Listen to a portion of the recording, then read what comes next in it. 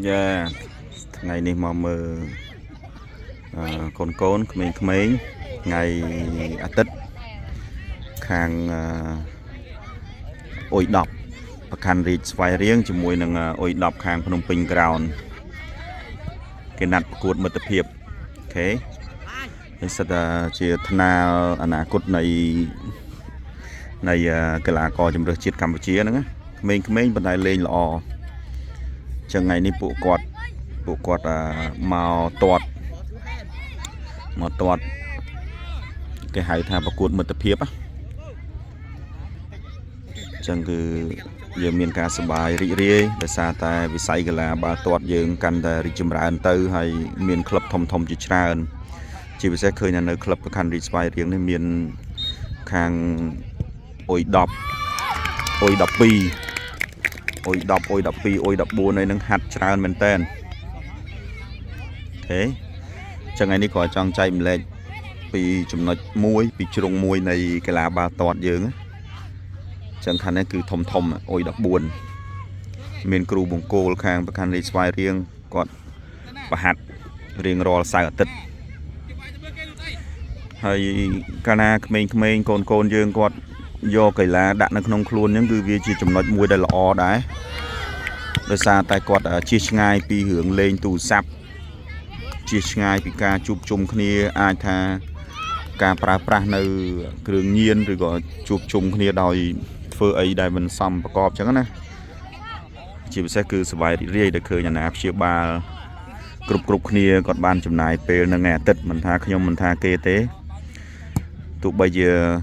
កូនយើងលេងមិនទាន់បានល្អប៉ុន្តែគឺវាជាចំណុចមួយវាមិនមែនថាលេងនឹងឲ្យបានទៅជម្រើសជាតិទាំងអស់គ្នាទេវាស្ថិតនៅលើការខិតខំប្រឹងប្រែងរបស់គាត់ហើយទី2ទៀតគឺ talent បើតែគាត់លេងទៅវាល្អមានដងមានអីចឹងណាល្អទៅក៏បានជ្រើសរើសទៅជាគេហៅថា academy យុវជនបន្តវេនសម្រាប់ក្លឹបភ្នំពេញ ground ឬក្លឹបប្រខណ្ឌរាជស្វាយរៀងឬក្លឹបវិសាខាអីចឹងណាហើយមួយវិញទៀតគឺជួយឲ្យរាងកាយពួកគាត់មាំមួនរាងកាយពួកគាត់ល្អអញ្ចឹងយើងហាត់ពីក្មេងអញ្ចឹងទៅរាងកាយយើងរឹងមាំនិងកាយសម្បទារឹងមាំអញ្ចឹងពិតជាសប្បាយរីករាយមែនតើដែលឃើញអាណាព្យាបាលទាំងអស់ឆ្លៀតពេលថ្ងៃសៅរ៍អាទិត្យមកមើលកូនហាត់បាល់ហើយក៏ឃើញបងប្អូនក្មេងៗបានមកហាត់ជុំគ្នាអញ្ចឹង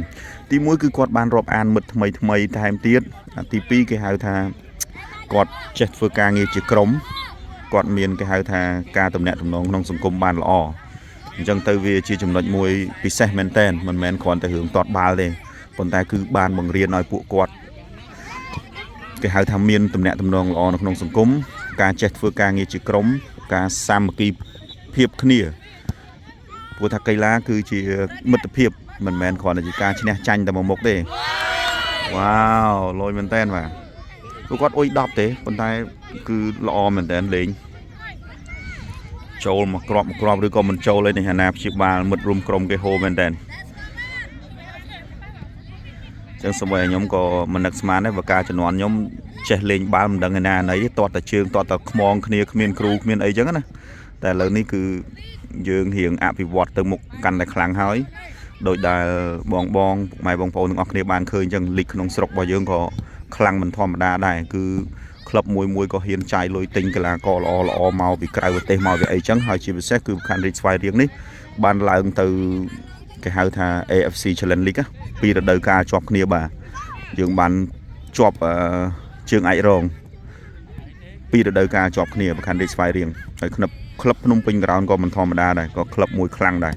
អញ្ចឹងបាល់ទាត់របស់យើងគឺរីកចម្រើនទៅមុខបើយើងក៏លេចមើលទៅពី10ឆ្នាំមុននេះវិញគឺមិនកើតទេវារៀងនៅខ្សោយខ្លាំងតែពេលនេះយើងអាចថាប្រកួតប្រជែងជាមួយក្លឹបជាពិសេសនៅក្នុងតំបន់អាស៊ានរបស់យើងនេះក៏យើងឈ្នះបានច្រើនដែរយើងល្អជាងមុនច្រើនគេទទួលស្គាល់ច្រើនអូល្អមែនតើបាទវិញគឹមហុងភ្នំពេញ ground